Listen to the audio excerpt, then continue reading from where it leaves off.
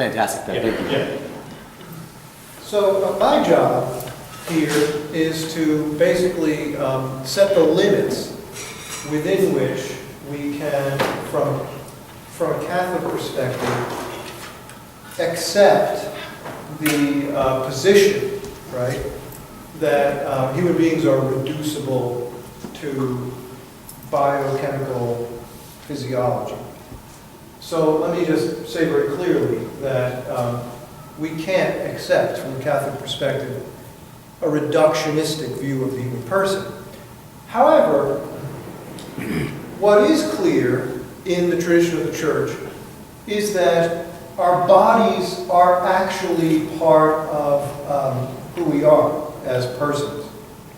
So St. Thomas actually held the view, and I think this is a little bit over the top, but he held the view actually that personhood requires the substance to be whole and entire. Now, this is why I think this is a little over the top.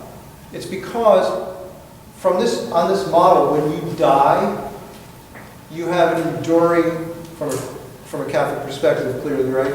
You have an enduring consciousness that that we call soul, okay? This enduring element, this part of you that is immortal and isn't subject to the coming to be and passing away of the body. Yet, for St. Thomas, that is not a person, right? So it's not actually you. That's a little weird, but there are reasons why Thomas holds this view, right? He's trying to account, of course, for the fact that your body's going to die. And we're still saying that there's something about you that goes on. So we can, go back to the drawing board on this and we can say, well, what else can we say? I'm not really sure, but I'm pretty sure it's not. I mean, in my own opinion, that's not what I would say. But, right, so in other words, he's saying it's not the person who goes to heaven, right? It's the soul of the person that goes to heaven. I don't know if I want to say that, right?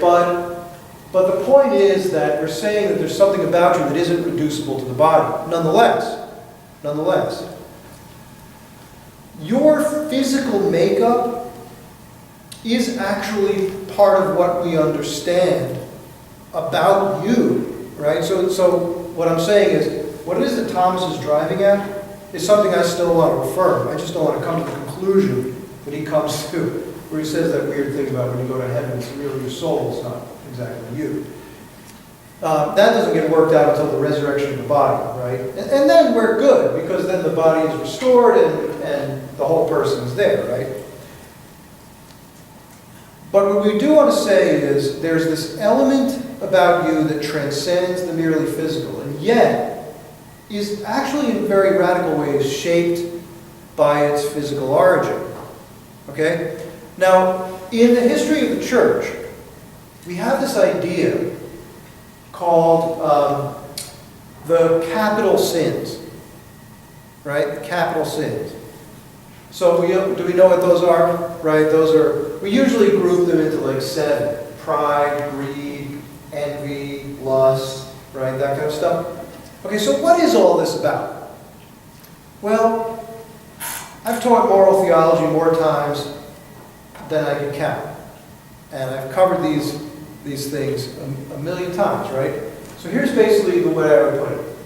If you look at the list of capital sins, you might say, I don't know, I don't really have a problem with that. I'm not a particularly angry guy, I mean, but my kids think I'm angry. And one time, my wife actually scolded me for not being angry enough in a particular situation. Very Aristotelian, right? To be angry is easy, but to be angry at the right time, at the right person, for the right reason, in the right measure, and for the right duration, that is a difficult thing, right? So I didn't get it right apparently. But I have problems with other things on the list, right? So this is what you're going to find with the capital sins. The capital sins are not a list of everything that's wrong with every human being. They're a list of things that are typically wrong for this or that person. You look at that list, you're going to find yourself in that list here and there and there. I'm not saying the entire list. You're not that dysfunctional. But probably you've got some of those issues. Now, what are those things? We're talking here about inborn vices. They're not acquired vices, right? It's not like you acquire these vices by repeatedly doing these kinds of things and then you develop the vice. No, you came out of the womb disposed to this kind of behavior. You happen to be disposed to anger and aggression. That's just how you are from birth.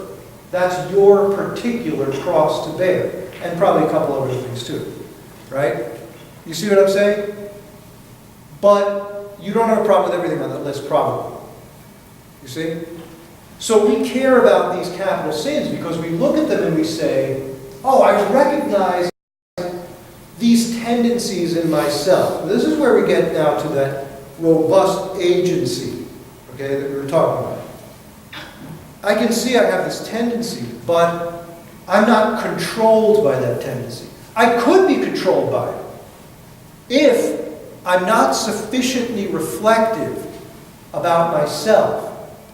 If I allow myself to simply follow the way of my nature, then I will descend into this vice. It will become a part of my daily operation. But I can resist it.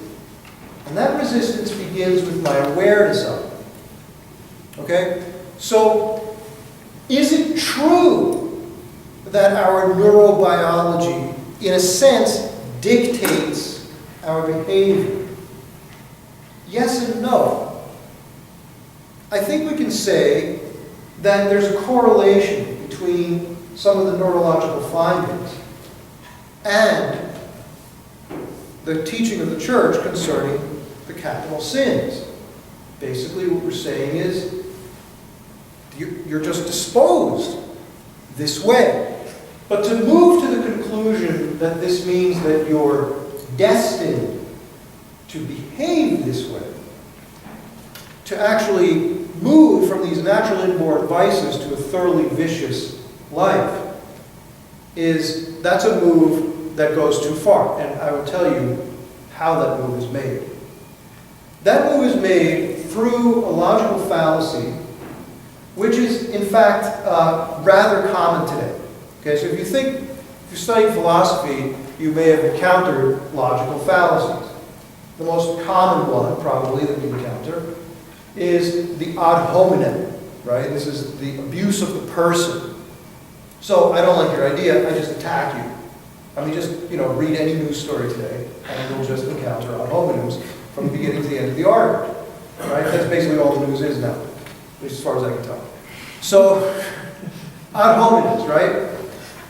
But that may be the most common. There's another one now, which is, I think, more common in the past 20, 30 years than it has tended to be throughout history. Okay? It is the fallacy called, you ready? Affirming the consequent.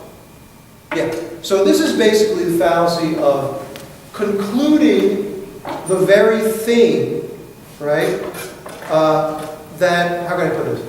So the concluding, right? The conclusion I draw is actually the premise of my argument. Well, no wonder you came to that conclusion. Like, you started there, all right? So in order for an argument to really be valid, right, you have to have, like a major premise, and then a minor premise, and the two have to hold together in a way that they actually relate to each other, such as yielding the consequent, right, yielding the conclusion. So in affirming the consequent, you're just sort of bypassing that whole middle period, and it's your major premise is your conclusion, actually, just repackaged, okay? So this is how this happens in the current context. What we have today is a reduction to the scientistic. I don't mean scientific, I mean scientistic, right? In other words, that which science looks for, what is that? The observable, the measurable, the repeatable, okay, is taken to be the sum total of what it is that can be known. We don't actually look for anything else because we don't presume that it's anything to be known, right?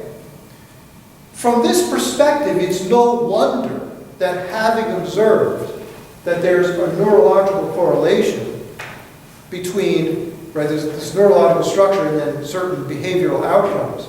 There's a correlation there, right?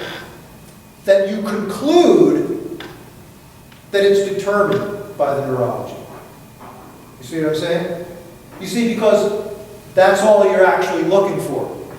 You're not looking for that whole dimension of human experience, which is not observable, not measurable, not repeatable. Okay? So, let's think. Does your mother love you? You probably think so. Right? You probably think so. Can we observe that? Well, I don't know. Maybe there are pointers. Is it repeatable? No!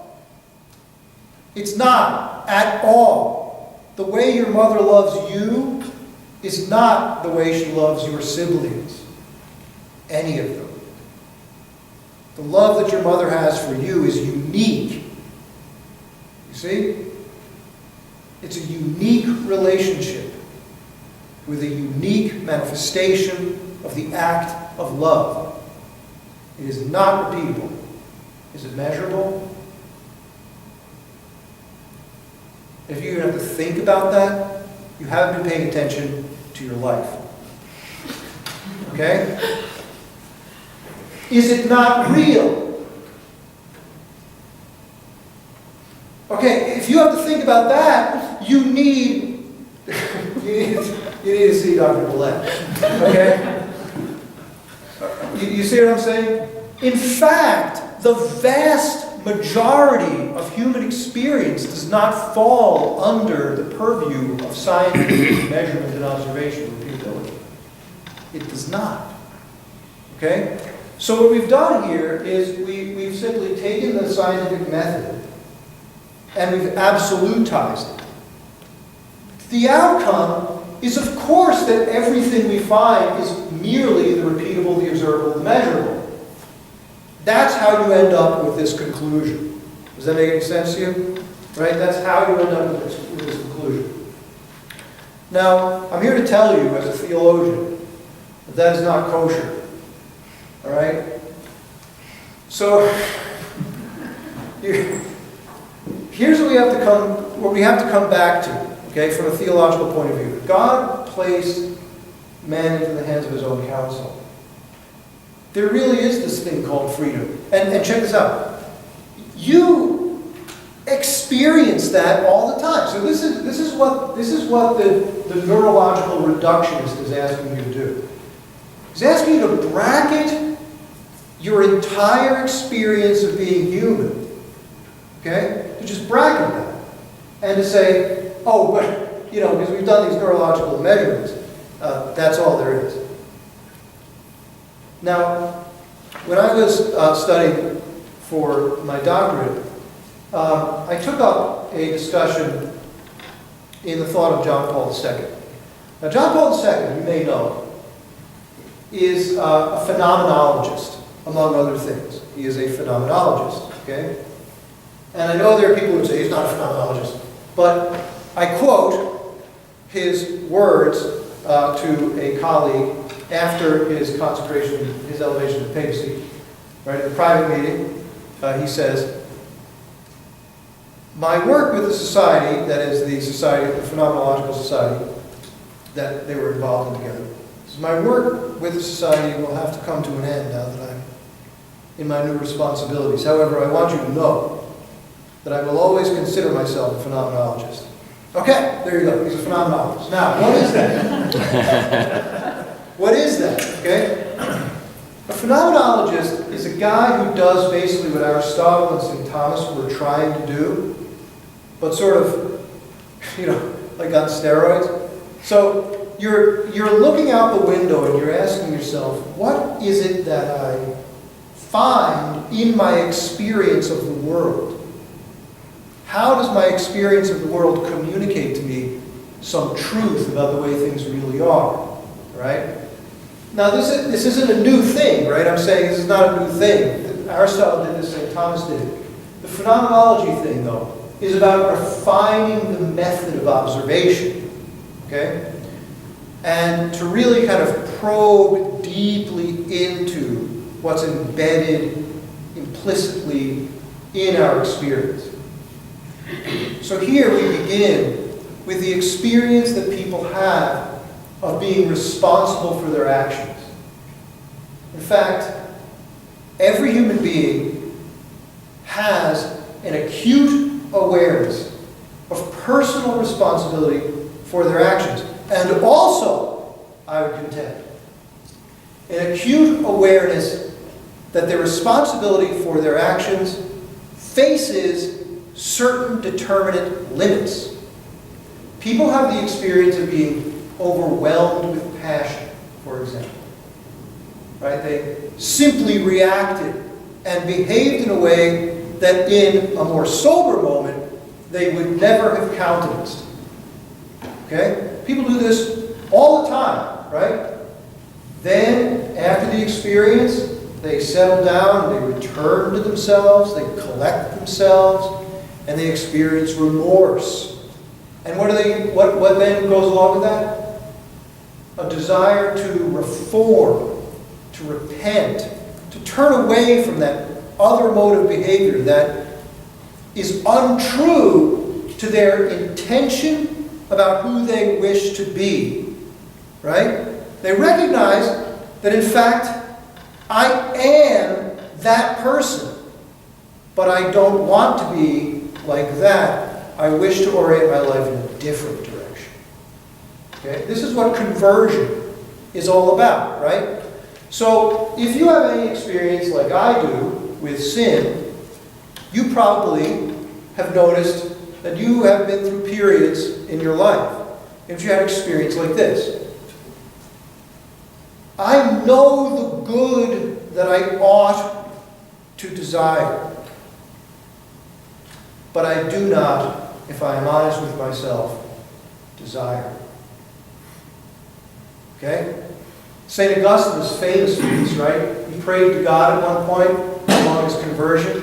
He said, "Oh God, give me chastity and continency, but not yet." Right? So here's the move that one makes in a spiritually, well, I don't want to say spiritually mature, but in a spiritually responsible way, right? In the face of this recognition about oneself. The move you make is, I recognize that I do not, in fact, desire the good that I ought to desire. However, I desire to desire. Okay? And that becomes one's prayer. Oh God, let me want the good that you want for me. Right? Now, I suppose if one is bound and determined, one... that's exactly what they're saying. Right? If you're really determined to do this, right, you could sort of explain all that away through this determinism, right? But I'm saying, if we just reflect upon our experience of being human, we realize that that simple explanation of just reducing it to the neurology, right, is actually more trouble than it's worth. Right? So there's this thing called Occam's razor. Of course, scientists love this, right? It's from William of Ockham. He proposed, he was a Franciscan. He did die in the good graces of the church, but he had a lot of problems. So he had this thing where he said, typically the simplest answer is the correct one. Right? Now, we don't really know that to be the case, but nonetheless, that's his starting point. He says typically we want to prefer the simpler explanation. rather than multiplying principles of causation. But Occam's razor cuts both ways. So listen to this, right? Sometimes the explanation that involves fewer principal causes is actually far more complicated than the explanation that requires an additional cause. I would argue that the reductionistic view has a harder time, it has to do more gymnastics, right, to account for our full experience of self-determination and responsibility than simply saying that in fact, in some mysterious way, unique in the created order, human beings are in fact the masters of their own acts. All right, so let's take Thank questions. you.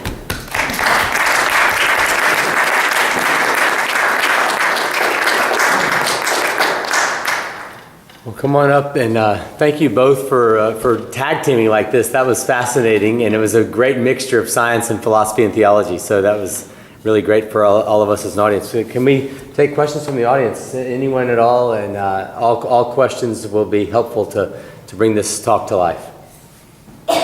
Leah, you want to start? First of all, I want to thank you again because you guys brought some really great points, and again, just sort of the complementariness of the philosophy and the science is just amazing. I don't want to stir the pot too much in terms of bringing up this idea of consciousness, and I feel like the answer to my question is stuff that you guys both touched on to a certain extent. What would you say to somebody who argues that we have evidence from neuroscience, EEG, fMRI, what have you, that says that our brains have made a decision before we're even consciously aware of it? So how would you explain that from like a scientific or a philosophical perspective? Yeah, and some of these studies have actually been done. So there's a scientist, Levitt, who had a simple task where he asked someone to move their finger, and he had a way of timing it, and he then followed functional MRI studies, and it's created problems for a lot of people because you essentially see brain activity prior to the movement, by nanoseconds. So I'll just say that those studies have actually been done, are controversial, even among scientists, and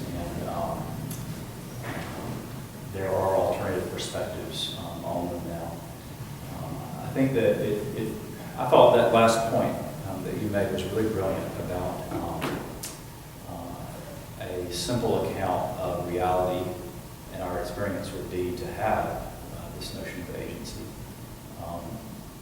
So, I mean, one way of giving an account of that is that there's a possibly non-physically represented force that has intention that begins that activity, and then we're picking up, the brain waves and the hand movement in the aftermath of that. So, the way I would say it is that we won't do well to. I think of it this way. I think of it's the full biology of the brain that is the substrate for consciousness, and yet that reality that exists because of that is its own thing, and not dependent upon any particular parts underneath it. So that you can't do just bottom up. You actually do have a consciousness that's then impacting things. One thing we know from the study of mental disorders is that work in therapy can alter the brain. And so there's a plasticity to the brain that can happen in the context of treatments. So there is a way in which our psychology can change the material.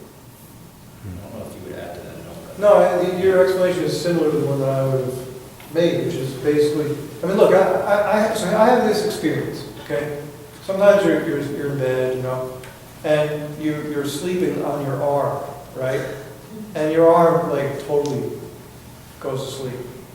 And you wake up in the middle of the night and you have no control over it, right? You can't feel it, it's just there.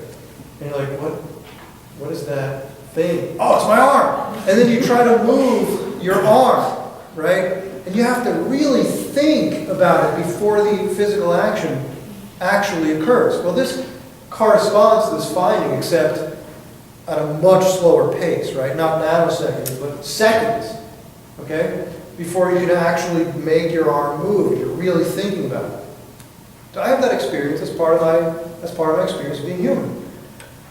So, if it's true what the church teaches, that there's more to you than the physical body, right? And in fact, we actually have some interesting evidence to support that thesis. Okay? Then we should not be surprised, right? That the physical movement occurs here, but there's a change in the brain, so what is it?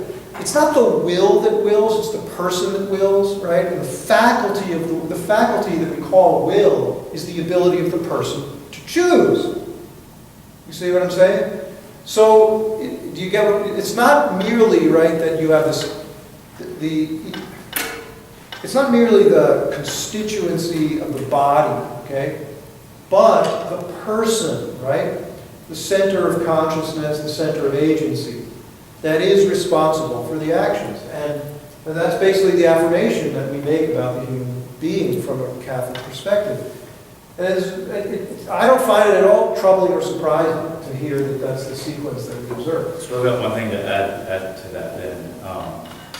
I think these technologies that we use to instrument the body and see how it functions and whatnot, they are limited. They can't see everything. And so they see particular things that then are correlated to movement and whatnot. But they're unable to see the fullness of what's going on there. And so they're very limited, even though they do give us a lot of information, especially if you're a neurologist. Yeah. Well, I would just add that one of the limits, for example, if you look at the study of the amygdala size and you do volumetrics on the amygdala, one of the limits there is the point in time measurement of that. Because you have no idea what that amygdala started at years ago when that child was exposed to behavioral problems in the family on that child. That amygdala could have been dramatically reduced in size or become more hyper-responsive because of what happened earlier. So this point in time thing is very limiting scientifically, I think. You would have to look at other studies that do look at things developmentally to begin to make those kinds of, to fill in that data, Okay. which some people would do. The case of PTSD is an interesting example where there does seem to be a predisposition toward the development of trauma versus resilience in the face of trauma related to structural and functional realities that can be set up in the context of development, both gene and environment. But it's a good point that looking at any isolated study in cross-section, you can miss a lot about. Let's get some more questions. Marty? So how would you respond to a viewpoint that says we do have freedom to choose, we do have some kind of agency, but our agency will choose what's it considers the better state of the organism. And the information it uses to decide what's the better state is determined in some way. And it doesn't necessarily have to be a biological or physical manifestation. I always have the trouble of, what if it's just grace? What if I was given this idea of what's better for my own state? So I guess I don't really understand how something can really be free to choose if it's reliant on externals, whether they're biological or even supernatural grace. So how would you respond to a viewpoint like that? Definitely a theological. Yeah, that's a theological question. Good turf. Yeah, so there are a couple different points of view about this. And the sort of classical Thomistic view is, I think, essentially, I would describe as deterministic. Okay, so basically there are what they call physical promotions. Okay, so basically it's just in the physical order of things, in the created order, right? There are various goods that are presented, and perhaps certain grace is given, okay, to a person, and given the disposition that the person has, always to choose the good, okay, the good is the proper object of the will, then what one perceives as the good in any given situation, which is shaped by these physical promotions, is essentially determined by what's presented, right? You see what I'm saying? So the good that's presented determines the choice. Does that make sense? So that's a Thomistic view. I would consider that to be, I personally consider that to be deterministic, okay? And, you know, those who hold to that view would also, I think, recognize that it's deterministic, but they would say, that's just the way it is, right? There's an alternative view to that, right? And that is to say that it's true that the proper object of the will is the good, and that we cannot will that which we perceive as evil. Yet, the will has the capacity, in the face of a perceived good, to do nothing. That there's an agency in the will, right? In other words, I can look at a good and perceive it as good. I can perceive it as the best good available and shrug my shoulders. Okay? That's the view of Blessed Duns Scotus. Okay? Well, that might be the vice of sloth. Or, well, okay. Yeah, that would be to actually look at the good and to just shrug my shoulders would actually be bad, right? So that it would be a sin of omission if I did that. Yeah. But his point is the will has the capacity, you have the capacity to behave this way, right, according to him. And that view is, you know, he's basing that, he's sort of I think, in my opinion, Duns Scotus, is kind of a proto-phenomenologist, right? He's looking at human beings as they experience their own lives. And it does seem that you have the ability to just perceive something as good and say, yeah, but I don't really care, right?